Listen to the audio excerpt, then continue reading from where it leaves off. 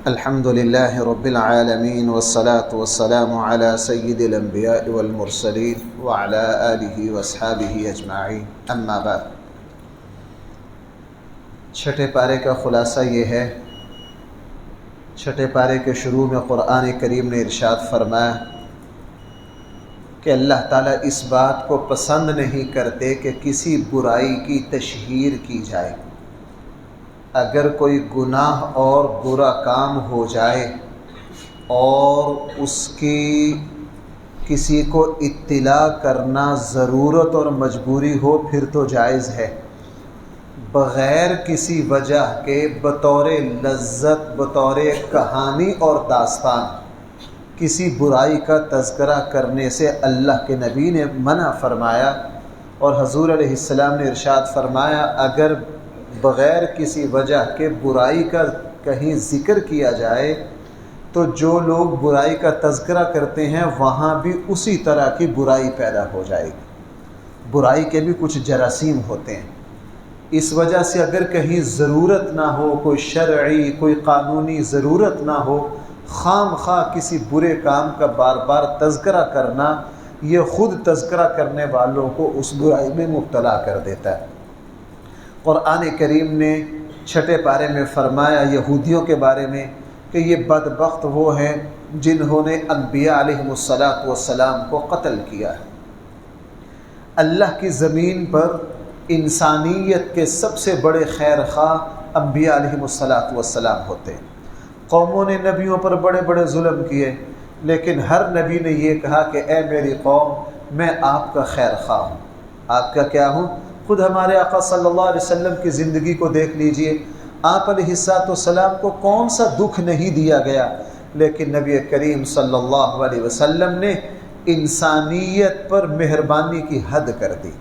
تو قرآن کریم نے ارشاد فرمایا یہ جو یہودی صدیوں سے بدبخت ہیں، دنیا کے امن کے لیے سب سے بڑا خطرہ ہے، دنیا میں سب سے بڑے فسادی ہیں، دنیا میں سود کو عام کرنے والے ہیں، دنیا میں رشوت کی بنیاد رکھنے والے ہیں، اور اس دنیا کے دینی روحانی ہر اعتبار سے اللہ کی زمین پر سب سے زیادہ فساد جو مچایا وہ یہودیوں نے مچایا۔ اس کی وجہ کیا تھی کہ یہ انبیاء علیہ السلام کے قاتل تھے۔ جو قوم اپنے محسنوں کو قتل کرتی ہے، بھائی یہ بات بہت ضروری ہے، میں اس کو بہت تفصیل سے عرض کرتا ہوں کہ جو بھی اپنی زندگی میں اپنے خیر خواہ اور محسن کو دکھ پہنچائے گا، اللہ کا قانون ہے وہ دنیا میں ذلیل ہوگا۔ اس لیے آپ دنیا میں ماں باپ کے نافرمان کو کبھی باعزت نہیں دیکھیں گے، چونکہ اللہ تعالیٰ نے جسمانی طور پر ماں باپ کو اولاد کا جتنا خیر خواہ بنایا ہے اتنا بڑا کوئی خیر خواہ زمین پر ہے۔ اسی طرح جو اساتذہ کو دکھ دیتا ہے، ذلیل کرتا ہے، اپنے مہربانوں پر ظلم کرتا ہے، تو بھائی وہ دنیا میں ذلیل ہو کر رہتے ہیں۔ یہودیوں نے اپنے سب سے بڑے محسنوں کو قتل کیا، اللہ جل جلالہ کی لعنت اور پھٹکار ان پر پڑی۔ اب اس کا الٹ مطلب یہ نکلا جو شخص اپنے ماں باپ کا فرما بردار ہو، اپنے اساتذہ کا، اپنے بڑوں کا، زندگی نے جس موقع پر بھی کوئی احسان کیا ہے، جو ان کی قدر کرتا ہو، اللہ جل جلالہ اس کو دنیا میں بھی عزتیں دیتے ہیں اور آخرت میں تو عزتیں ہے ہی ہیں۔ اور بھائی قرآن کریم نے حضرت عیسیٰ علیہ السلام کے قتل کی جو سازش کی یہودیوں نے، قرآن کریم نے اس کا بھی ذکر کیا۔ یہودی حضرت عیسیٰ علیہ السلام کے اتنے دشمن بنے کہ حضرت عیسیٰ علیہ السلام کو قتل کرنے کے لیے 4,500 فوج پولیس والے حضرت عیسیٰ علیہ السلام جس گھر میں تھے اس کے محاصرے پر لگا دیے۔ حضرت عیسیٰ علیہ السلام اندر تھے اور اپنے حواریین کو دین کی دعوت دے رہے تھے، انہوں نے حضرت عیسیٰ علیہ السلام کے گھر کا محاصرہ کر لیا، اور تھوڑی دیر میں ایک بندہ اندر بھیجا جو حضرت عیسیٰ علیہ السلام کو گرفتار کر کے لائے، اور اللہ جل جلالہ کی طرف سے اس بندے پر حضرت عیسیٰ علیہ السلام کی مشابہت ڈال دی گئی، اور اللہ جل جلالہ نے عیسیٰ علیہ السلام کو زندہ آسمانوں پر اٹھا لیا، اور یہودیوں نے اسی بندے کو پکڑ کے پھانسی چڑھا دیا۔ یہودی بغلے بجا رہے تھے کہ ہم نے حضرت عیسیٰ علیہ السلام کو قتل کر دیا، اور عیسائی بھی اپنی جہالت کی وجہ سے یہ سمجھ بیٹھے کہ حضرت عیسیٰ علیہ السلام کو قتل کر دیا گیا۔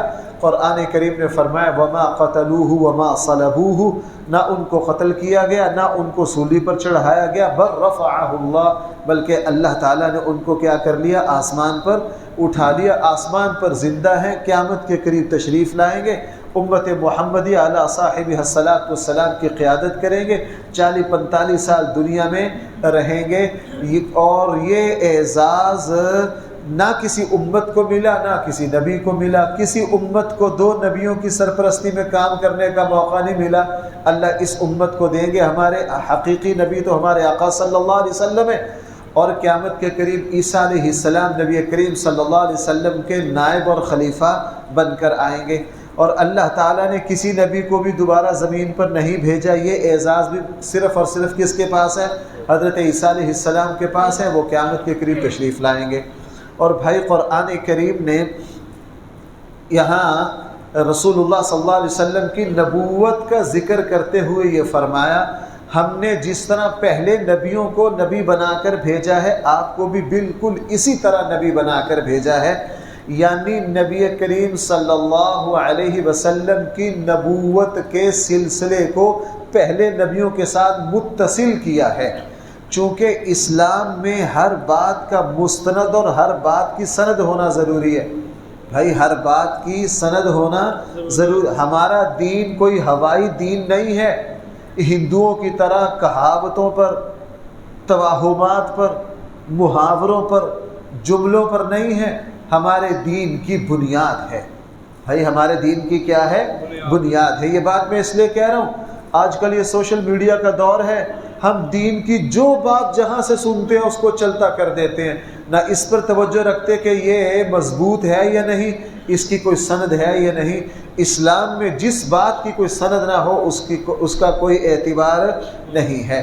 اور بھائی قرآن کریم نے 6 پارے میں بار بار عیسائیوں کو کہا، یا اہل الکتاب لا تغلوا فی دینکم، اے اہل کتاب اپنے دین میں غلو نہ کرو۔ غلو کسے کہتے ہیں؟ جس چیز کا جو مقام اور مرتبہ ہو اس کے مرتبے کو بڑھا دینا۔ عیسیٰ علیہ السلام اللہ کے پیغمبر تھے، انہوں نے عیسیٰ علیہ السلام کے مرتبے کو بڑھا کے کہہ دیا یہ اللہ کے بیٹے ہیں، اور بعض عیسائیوں نے یہاں تک کہہ دیا کہ حضرت عیسیٰ جو ہے یہ اللہ ہی کی شکل میں زمین پر آ گئے ہیں۔ توبہ نعوذ باللہ، ان کی ماں حضرت مریم کو بعض بدبختوں نے خدائی کا حصہ قرار دے دیا، تو انہوں نے حضرت عیسیٰ علیہ السلام کے مقام اور مرتبہ کو بڑھا دیا۔ قرآن کریم نے فرمایا اے اہل کتاب حضرت عیسیٰ کی شان کو بڑھاؤ نہیں، وہ نہ خدا ہیں نہ اللہ کی خدائی میں شریک ہیں، بلکہ اللہ کے بندے ہیں اور اس کے رسول ہیں۔ نبی کریم صلی اللہ علیہ وسلم نے فرمایا لوگو تم عیسائیوں کی طرح میرے مقام میں مبالغہ نہ کرنا، میں بھی اللہ کا بندہ اور اللہ کا رسول ہوں۔ عیسائیوں نے جو حرکتیں کی تھی ہمارے یہاں بھی وہی کچھ ہو رہا ہے۔ آپ ہمارے یہاں اکثر نعت خوانوں کے کلام سن کر دیکھ لیجئے، نبی کریم صلی اللہ علیہ وسلم کا تذکرہ یوں کرتے ہیں کہ رسول اللہ صلی اللہ علیہ وسلم کے لیے بھی وہی صفات ثابت کر دیتے ہیں جو بھائی کس کی صفات ہیں؟ اللہ کی صفات ہیں۔ قرآن نے اس سے منع کیا ہے کہ تم غلو نہ کرو۔ اور بھائی قرآن کریم نے 6 پارے میں ایک یہ بات ارشاد فرمائی، اے لوگو جو تم کسی سے عہد اور معاہدہ کرو اس کو ضرور پورا کرو۔ قرآن کریم نے بار بار فرمایا اگر کسی سے کوئی عہد اور معاہدہ وعدہ کرتے ہو اس کا پورا کرنا ضروری ہے، کل قیامت والے دن اللہ اس کا حساب لیں گے۔ حضرت انس فرماتے ہیں نبی کریم صلی اللہ علیہ وسلم نے جب بھی کوئی خطبہ ارشاد فرمایا ہر خطبے میں یہ بات ارشاد فرمائی، لوگوں امانت کی رعایت، امانت کے ساتھ امانت داری والا معاملہ کرو اور عہد اور معاہدہ کو پورا کرو، کل قیامت والے دن تمہیں اس کا حساب دینا ہے۔ بھائی 6 پارے میں قرآن کریم نے ارشاد فرمایا اسلام کے جو شعائر ہیں ان کی بہت حفاظت کرو۔ بھائی ذرا توجہ کرنا، ایک ہوتا ہے فرض، ایک ہوتا ہے شعائر۔ شعائر اسے کہا جاتا ہے جو اسلام کی پہچان ہے، اسلام کا تعارف ہے، سب سے زیادہ اہمیت اسلام میں ان کی ہے۔ جیسے اللہ تعالیٰ اسلام کا شاعر ہے، نبی کریم صلی اللہ علیہ وسلم اسلام کا چہرہ ہے، قرآن کریم اسلام کا چہرہ ہے، بیت اللہ شریف اسلام کا تعارف ہے، دائیں ہاتھ سے کھانا یہ مسلمانیت کی نشانی ہے، ختنہ کرنا بھائی یہ کیا ہے؟ مسلمانوں کی نشانی ہے۔ یہ جو عیدین ہیں یہ بہت سارے شعائر اسلام ہیں۔ قرآن کریم نے فرمایا ان شعائر اسلام کی بہت حفاظت کرو، یہ تمہارے دین کا چہرہ ہے۔ یہ بات میں اس لیے کہہ رہا ہوں، آج ہمارے یہاں بائیں ہاتھ سے کھانے کو کوئی عار ہی نہیں سمجھتا، حالانکہ دائیں ہاتھ سے کھانا بھائی یہ کس کی نشانی ہے؟ یہ اسلام کی نشانیوں میں سے ایک نشانی ہے۔ اور چھٹے پارے میں قرآن کریم نے ایک بہت ہی اہم اصول بتایا، اگر آج مسلمان تو کیا ساری انسانیت اس اصول پر عمل کر لے تو یہ دنیا امن کا گہوارہ بن جائے۔ قرآن کریم نے ارشاد فرمایا نیکی میں تقوی میں ایک دوسرے کے ساتھ تعاون کرو اور برائی میں ہرگز ایک دوسرے کے ساتھ تعاون نہ کرو۔ کون سا معاشرہ کتنا اچھا ہے اس کا پتہ اس سے چلتا ہے کہ ان کا آپس میں تعاون کیسا ہے۔ صحابہ کرام کا معاشرہ اس کمال پر پہنچا دیا تھا، اگر کوئی صحابی کوئی نیک کام کرنا چاہتا تو ہر بندہ مدد کے لیے تیار، اگر کوئی صحابی غلط کام کا فیصلہ کرتا تو کوئی بھی اس کے ساتھ دینے کے لیے تیار۔ آپ سارے حضرات جانتے حضرت عمر رضی اللہ عنہ نے خطبہ میں لوگوں سے کیا پوچھا تھا؟ اگر عمر ٹیڑھے ہو گئے تو تم کیا کرو گے؟ ایک دیہاتی نے تلوار لہرا کے کہا تھا عمر کو تلوار سے سیدھا کریں گے۔ اور بھائی آج ہماری صورتحال یہ ہے، اگر کوئی سنت کے مطابق شادی کرنا چاہے تو کوئی اس کا ساتھ دینے کے لیے تیار نہیں، اگر ہر طرح کی بے حیائی کے ساتھ شادی کرنا چاہے تو سارا خاندان کہے گا واہ واہ مزہ آ گیا، اگر کوئی نوجوان داڑھی رکھنا چاہے تو سارے اس کو باتیں کرتے ہیں، اگر داڑھی نہ رکھے تو سارے کہیں گے ماشاءاللہ بہت اچھا۔ ایک مرتبہ ایک خاتون نے مجھ سے کہا کہ میں نے اپنے بچوں کی شادی سنت کے مطابق کی ہے، میرا سارا خاندان آج تک ناراض ہے۔ میرا سارا خاندان کیا ہے آج تک؟ ہم غلط کام میں تعاون کرتے ہیں جس کے قرآن نے جس سے منع کیا ہے، اور ہم اچھے کام پر تعاون کے لیے تیار نہیں ہیں۔ اسی لیے بھائیوں امت مسلمہ پر اللہ تعالیٰ کی طرف سے برکتیں رک گئی ہیں۔ مسلمان معاشرہ وہ ہے اچھائی اگر کوئی کرنا چاہے تو ہر کوئی اس کے ساتھ تعاون کے لیے تیار ہو، اگر کوئی برائی کرنا چاہے تو کوئی اس کے ساتھ تعاون کے لیے تیار نہ ہو۔ یہ اسلامی معاشرے کی پہچان ہے۔ اور بھائی قرآن کریم نے چھٹے پارے میں کتے کے احکام بیان کیے۔ اسلام نے قرآن کریم نے چوکی دارے کے لیے شکار کے لیے کتا رکھنے کی اجازت دی ہے، اس کے علاوہ کسی اور غرض کے لیے کتا رکھنے کی اجازت نہیں ہے۔ حرام جانور گھر میں رکھنا جائز نہیں ہے۔ یورپی تہذیب کی گندگی اس وقت مسلمانوں میں آ رہی ہے، ہمارے یہاں شوقیہ کتے رکھنا، بلی رکھنا، یہ اسلام جہاں تک کتے کا حکم ہے اس کی ہرگز اجازت نہیں ہے۔ صرف 2 وجہ سے کتا رکھنا جائز ہے، گھر کی حفاظت کے لیے اور شکار کے لیے۔ اس کی کچھ شرائط قرآن کریم نے بیان کی ہیں، ان شرائط کے ساتھ رکھا جا سکتا ہے۔ قرآن کریم نے چھٹے پارے میں اہل کتاب یہودی اور عیسائیوں کا ذبح کیے جانور کو مسلمانوں کے لیے حلال قرار دیا ہے۔ کسی عیسائی اور یہودی کے ساتھ بیٹھ کر کھانا کھانے کو بھی جائز قرار دیا ہے۔ چھٹے پارے میں قرآن کریم نے کسی اہل کتاب یہودی اور عیسائی عورت سے نکاح کرنے کو جائز قرار دیا ہے، شرط یہ ہے کہ وہ واقعتاً عیسائی عورت ہو۔ بھائی وہ کیا ہو؟ واقعتاً عیسائی عورت ہو۔ موجودہ یورپ میں جتنی عیسائیت ہے وہ نام کے عیسائی ہیں، وہ اپنے دین پر عمل نہیں کرتے، اس لیے یورپ کے عیسائیوں کا حکم کافروں والا ہے، ان سے نکاح کرنا جائز نہیں ہے۔ اس عیسائی عورت سے نکاح کرنا جائز ہے جو اپنے دین پر عمل کرتی ہو۔ اسی طرح یہودی عورت سے نکاح کرنا جائز ہے۔ ہاں، کسی مسلمان عورت کو کسی کافر سے نکاح کرنے کی ہرگز اجازت نہیں ہے۔ دنیا میں یہ اس وقت اس پر بھی کفر کی طرف سے بڑی محنت کی جا رہی ہے کہ یہ جو نکاح ہے نا، اس کا تعلق انسانیت سے ہے، مذہب سے نہیں ہے۔ یہ لوگ ہمارے ساتھ واردات کرتے ہیں بڑے میٹھے لفظوں میں۔ اور بھائی جس وقت مچھلی کا شکار کرنا ہو تو شکاری بڑی اچھی بوٹی لگاتے ہیں یا بس اس طرح کی لگاتے ہیں؟ میں نے کراچی سمندر میں دیکھا وہ مچھلی کے شکار کے لیے جھینگا مچھلی لگاتے ہیں کنڈی پر، جو سب سے زیادہ مہنگی ہوتی ہے، سب سے زیادہ لذیذ ہوتی ہے۔ باطل ہمیشہ اچھے رنگ میں آتا ہے۔ کہتے ہیں جی یہ جو نکاح ہے نا، اس کا تعلق تو انسانیت سے ہے۔ کس سے ہے؟ اس کا تعلق تو انسانیت سے، مذہب سے نہیں ہے۔ تم جہاں شادی کرنا چاہو کر لو، اسلام نے ہرگز اس کی اجازت نہیں دی ہے۔ اور بھائی چھٹے پارے میں قرآن کریم نے پھر وضو اور پاکی کے احکام بیان کیے ہیں کہ کوئی مسلمان ایسا نہ ہو جس کو اپنے پاکی کے طور طریقے کا پتہ نہ ہو۔ ہر مسلمان پر فرض ہے اس کو وضو کا طریقہ آتا ہو، غسل کا طریقہ آتا ہو، کپڑے کو پاک کرنے کا طریقہ آتا ہو۔ اور ناپاکی جو ہے، رسول اللہ صلی اللہ علیہ وسلم نے فرمایا جو مسلمان ناپاکی سے نہیں، حضور علیہ السلام نے فرمایا پیشاب کی چھینٹوں سے بچا کرو، میں نے عذاب قبر کو سب سے زیادہ ناپاکی کی وجہ سے ہوتے دیکھا ہے۔ آج ہم مسلمانوں کو دیکھتے ہیں راستوں کے کناروں پر یوں بیٹھ کے پیشاب کرتے ہیں، اس کا تصور ہی نہیں کہ مسلمان ہو اور اس کو اپنی پاکیزگی کا خیال نہ ہو، اپنی پاکیزگی کا خیال نہ ہو۔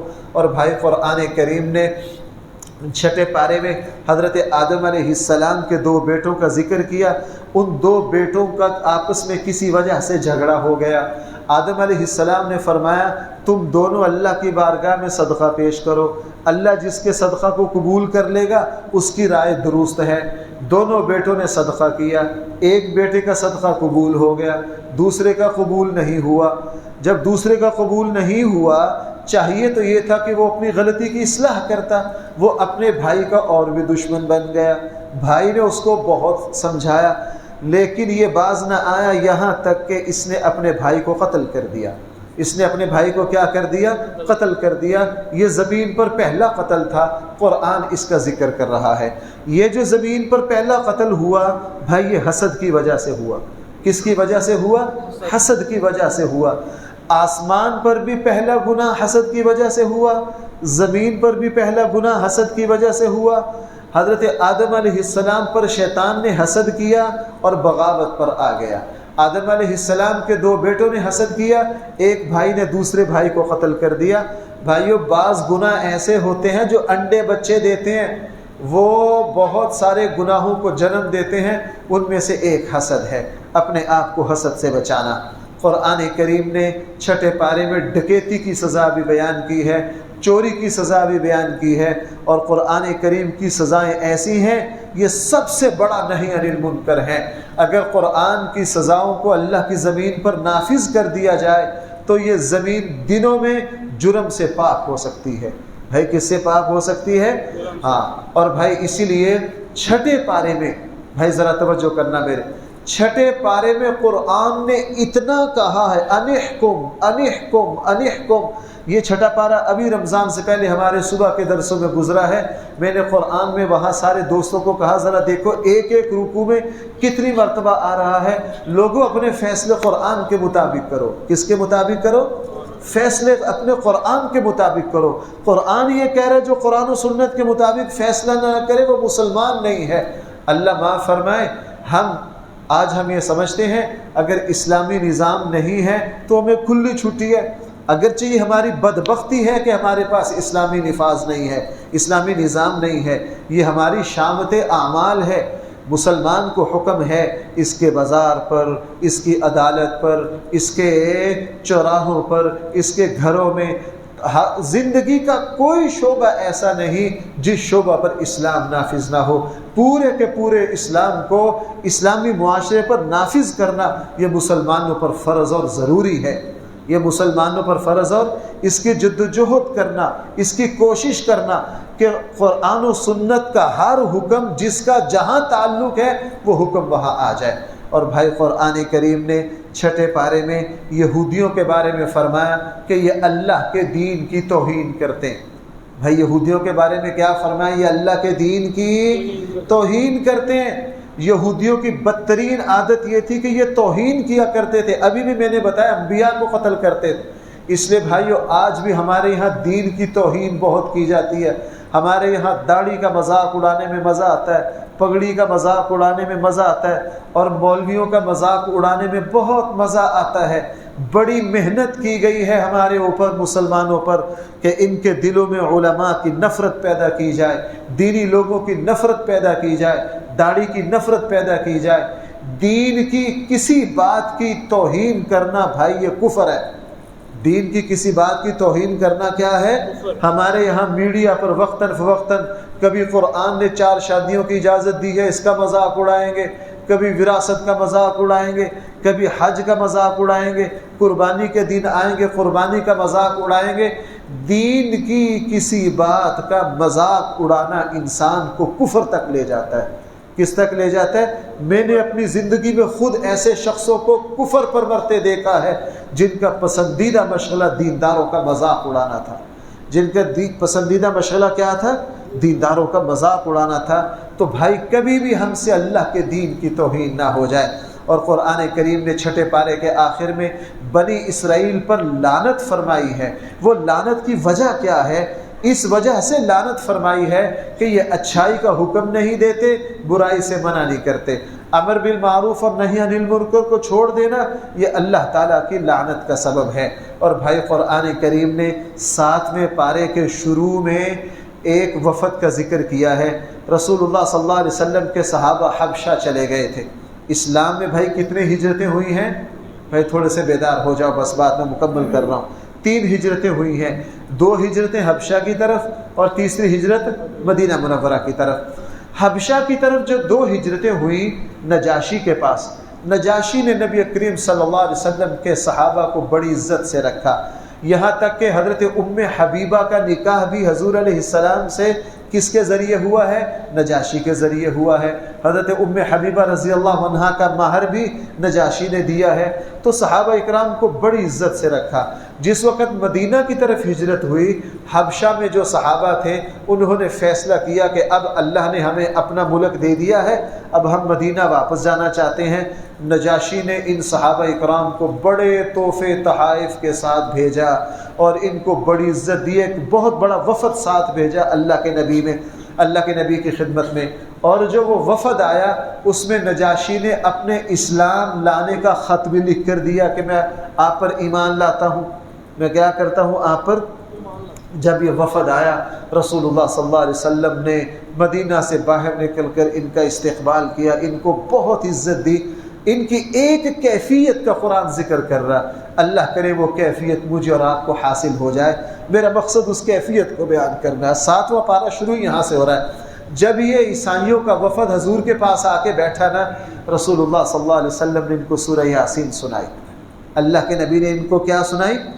جب انہوں نے حضور علیہ السلام سے سورہ یاسین سنی تو ان کی آنکھوں سے آنسو جاری ہو گئے، یہ اس طرح روئے کہ آنسوؤں سے ان کی داڑیاں تر ہو گئیں۔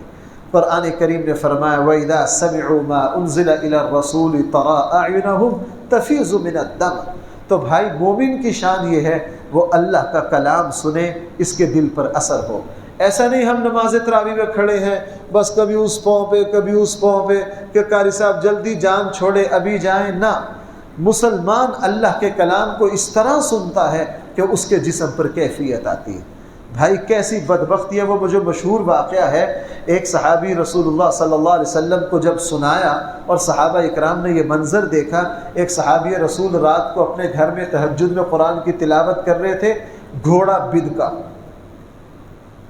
قریب بچہ سویا ہوا تھا، خطرہ محسوس ہوا کبھی گھوڑا میرے بچے کو کچل نہ دے۔ نماز مکمل کی، سمجھ نہ آئے، دیکھا پتہ نہیں گھوڑے کو کیا مسئلہ، دیکھا گھوڑے کو اچھی طرح کوئی مسئلہ نہیں ہے، ہاتھ شاہ جیسے ذمہ داروں کا طریقہ ہوتا، پانی پلایا، دوبارہ نماز لگے پڑھنے، پھر گھوڑے 3 مرتبہ یہ کیفیت ہوئی، 3 مرتبہ یہ کیفیت ہوئی، تیسری مرتبہ ان کو پتہ چلا، پھر رسول اللہ صلی اللہ علیہ وسلم کو آ کے بتلایا۔ حضور نے کیا فرمایا؟ تم جو تہجد میں قرآن کریم کی تلاوت کر رہے تھے، اس تلاوت کو سننے کے لیے اتنے فرشتے آئے کہ تمہارا گھوڑا ان فرشتوں کو دیکھ کے ڈر رہا تھا۔ تو حدیث میں ہے جہاں قرآن کی تلاوت کی جائے فرشتے وہاں بار لگا لیتے ہیں۔ تو بھائی آج کے مسلمان کو کیا ہو گیا؟ آج کے مسلمان کو کیا ہو گیا؟ اس لیے بھائی میں بار بار اس بات کو عرض کر رہا ہوں، رمضان میں اللہ کی کتاب سے اپنے تعلق کو جوڑو۔ اور قرآن کریم نے 7ویں پارے میں قسم کے احکام بیان کیے ہیں۔ قسم کی 3 قسمیں ہیں، اگر کوئی بندہ کسی ماضی کے واقعہ پر قسم کھائے اور اس کو پتہ ہو کہ میں سچ بول رہا ہوں، کوئی بندہ یہ کہے کہ میں نے پچھلے سال یہ کام کیا تھا، میں اس پر قسم کھاتا ہوں، اور اس کو لگتا یہ ہے کہ میں نے واقعتاً کیا تھا لیکن حقیقت میں غلطی ہو گئی، اس نے کیا نہیں تھا، تو اسلام میں اس قسم پر کوئی سزا، کوئی کفارہ نہیں ہے، اللہ تعالیٰ نے اس قسم کو معاف کر دیا ہے۔ ایک آدمی ماضی کی کسی واقعہ پر قسم کھائے کہ میں نے پچھلے سال یہ کام کر دیا تھا اور اس کو اندر سے پتہ ہے میں نے کیا نہیں، میں جھوٹ بول رہا ہوں، اس پر بھی کفارہ تو کوئی نہیں ہے، توبہ استغفار ہے۔ بھائی کیا ہے؟ توبہ استغفار ہے۔ ہاں، وہ قسم جس پر کفارہ آتا ہے اس کا تعلق صرف مستقبل سے ہے۔ کوئی بندہ یہ کہے میں فلاں کام نہیں کروں گا، پھر وہ کام کر دیا، قسم ٹوٹ گئی، اس کا کفارہ دینا ہے، مساکین کو لباس پہنانا، یا 10 مسکینوں کو کھانا کھلانا، یا 3 مسلسل روزے رکھنا۔ ویسے نبی کریم صلی اللہ علیہ وسلم نے فرمایا کہ زیادہ قسمیں کھانا نفاق کی نشانی ہے۔ حدیث میں ہے کہ آدم علیہ السلام کو جب شیطان نے دھوکہ دیا، قرآن میں بھی ہے، ہاں قرآن میں بھی ہے، وَقَاسَمَهُمَا إِنِّي لَكُمَا لَمِنَ النَّاصِحِينَ۔ جس وقت آدم علیہ السلام کو جنت کے پھل کھانے کا مشورہ شیطان نے دیا تو قسم کھائی۔ بھائی کیا کیا؟ قسم کھائی۔ رسول اللہ صلی اللہ علیہ وسلم نے فرمایا ہمارے یہاں لوگوں کا مزاج ہوتا ہے بات بات پہ قسم کھانا، اللہ کے نبی نے اس سے منع کیا ہے۔ 7ویں پارے میں قرآن کریم نے شراب اور جوا سے پھر منع کیا ہے، فرمایا کہ یہ اللہ کی ناراضگی کا سبب ہے۔ 7ویں پارے میں قرآن کریم نے حج کا ایک حکم یہ بیان کیا ہے کہ جو مسلمان حالت احرام میں ہو، حج اور عمرے کا احرام باندھا ہو، وہ خشکی پر کوئی کسی طرح کا شکار اور کسی جاندار کو نہیں مار سکتا۔ اور بھائی قرآن کریم نے 7ویں پارے میں ایک حکم یہ دیا ہے کہ لوگوں یہ جو بیت اللہ ہے، کعبہ شریف ہے، جو دیکھنے میں تمہیں ایک عمارت نظر آتی ہے، یہ عمارت سادہ عام عمارت نہیں ہے، یہ اس پوری کائنات کے باقی رہنے کی ضامن ہے۔ بیت اللہ جو ہے یہ چابی ہے اس دنیا کی بقا کی۔ بھائی میں کیا بات عرض کر رہا ہوں، بیت اللہ شریف کیا ہے؟ جعل اللہ الکعبۃ البیت الحرام قیاما للناس۔ جب تک بیت اللہ شریف دنیا میں موجود ہے انسان، یہ کائنات باقی۔ جب اللہ بیت اللہ کو اٹھا لیں گے، صحیح مسلم میں ہے قیامت کے آخری نشانیوں میں سے، قیامت کی نشانیوں میں سے ایک نشانی یہ ہے، حدیث میں ہے کہ ایک حبشی بیت اللہ پر مسلط ہوگا اور وہ بیت اللہ کو منہدم کر دے گا۔ بھائی وہ بیت اللہ کو کیا کر دے گا؟ منہدم کر دے گا، اور پھر زمین پر دوبارہ بیت اللہ تعمیر نہیں ہو سکے گا یہاں تک کہ قیامت آ جائے گی۔ اور بیت اللہ جب تک باقی ہے یہ زمین و آسمان باقی ہیں۔ جب اللہ بیت اللہ کو اٹھا لے گا تو زمین و آسمان کو بھی اٹھا لے گا۔ اور بھائی قرآن کریم نے 7ویں پارے میں فرمایا کہ اے ایمان والو، فضول باتوں کا سوال نہ کیا کرو۔ فضول سوال کرنے سے منع کیا ہے، فضول بک بک سے بھی منع کیا ہے۔ ہمارے یہاں کچھ سیاسی ماحول ایسا ہے، ہماری قوم کا مزاج ہے بحث کرنا، اور سیاسی بحث ہو پھر تو ہم منٹوں میں بازو چڑھا لیتے ہیں۔ اپنے آپ کو فضول باتوں سے بچانا، فضول بحث سے بچانا، فضول سوال نہ کرنا۔ اور بھائی قرآن کریم نے 7ویں پارے میں مجھے اور آپ کو ایک اصول یہ بتایا ہے، اے ایمان والو، جب بھی کوئی اصلاح کا کام کرو تو اس کا آغاز اپنی ذات سے کرو۔ اس کا آغاز کہاں سے کرو؟ علیکم انفسکم۔ آج ہم سب کی اصلاح کی کوشش کرتے ہیں، اپنی اصلاح کی طرف متوجہ نہیں ہوتے ہیں۔ اسلام نے کہا جب بھی کوئی اچھا کام کرنا ہے اس کا آغاز کس سے کرنا ہے؟ اپنی ذات سے کرنا ہے، اپنے آپ سے کرنا ہے۔ اور بھائی آخر میں وہ نبی کریم صلی اللہ علیہ وسلم کی ایک بات پر میں آج کا درس مکمل کرتا ہوں۔ حضرت عائشہ رضی اللہ عنہا فرماتی ہیں نبی کریم صلی اللہ علیہ وسلم ایک رات تہجد پڑھ رہے تھے، اور تہجد میں یہ 7ویں سورہ مائدہ کی جو آخری آیات ہیں، جب اس آیت پر پہنچے نا، عیسیٰ علیہ السلام کی آیت ہے اصل میں، حضرت عیسیٰ کو اللہ قیامت والے دن بلائیں گے، کہاں گے عیسیٰ تو نے یہ کہا تھا کہ تو اللہ کا بیٹا ہے، تو خدائی میں شریک ہے، تو نے ان کو یہ کہا تھا کہ میں تمہارا رب ہوں۔ حضرت عیسیٰ کہیں گے میرے اللہ میں نے نہیں کہا، انہوں نے جھوٹ بولا، میں نے یہ نہیں کہا، جو کچھ میرے بعد انہوں نے گھڑا ہے میرا اس سے کوئی تعلق نہیں۔ حضرت عیسیٰ کہیں گے اے میرے اللہ یہ آپ کے بندے ہیں، اگر آپ ان کو عذاب دینا چاہیں، آپ کی مرضی، چھوڑنا چاہیں. عیسیٰ یعنی عیسیٰ علیہ السلام کی قوم نے اتنا بڑا شرک کیا، لیکن عیسیٰ علیہ السلام دو ٹوک یہ نہیں کہہ رہے کہ ان کو جہنم میں پھینک دو، بلکہ نرم بات کر رہے ہیں. جب حضرت عیسیٰ کی اس نرمی کی طرف حضور کی توجہ گئی تو حضرت عائشہ فرماتی ہے میں نے دیکھا کہ پھر نبی کریم صلی اللہ علیہ وسلم ساری رات اپنی امت کے لیے اتنی دعائیں مانگی اپنی امت کے لیے کہ ساری رات اللہ کے سامنے روتے رہے اور اپنی امت کے لیے دعائیں مانگتے رہے. تو بھائی یہ رمضان کا مبارک مہینہ ہے، اس میں ہماری توجہ اس طرح. میں جب کل سے اس کا مطالعہ یہ آخری آیتیں دیکھ رہا تھا تو بھائی نبی کریم صلی اللہ علیہ وسلم میرے اور آپ کے لیے بڑی دعائیں مانگ کے گئے. ہم اس کا تصور بھی نہیں کر سکتے ہیں راتوں کو ہمارے لیے کیسے روئے ہیں. حضور علیہ السلام کا ایک حق ہم پر یہ ہے کہ ہم اپنی زندگی میں کثرت سے حضور پر درود پڑھیں. بھائی کثرت سے حضور پر کیا پڑھیں؟ رمضان کے مبارک لمحات میں جہاں ہم دعائیں مانگیں گے، قرآن کی تلاوت کریں گے، یہ رمضان کی ساری رونقیں ہمیں کس کے ذریعے ملی ہیں؟ نبی کریم صلی اللہ علیہ وسلم کے ذریعے. تو رمضان میں حضور علیہ السلام پر خوب درود پڑھنا یہ بھی ہمارے آقا کا ہم پر حق ہے. اللہ تعالی ہم سب کو صحیح فہم عطا فرمائے. الحمدللہ رب العالمین والصلاة والسلام علی سید الانبیاء والمرسلین وعلى آلہ واصحابہ اجمعین. ربنا آتنا فی الدنیا حسنہ وفی الآخرۃ حسنہ وقنا عذاب النار. صلی اللہ تعالی علی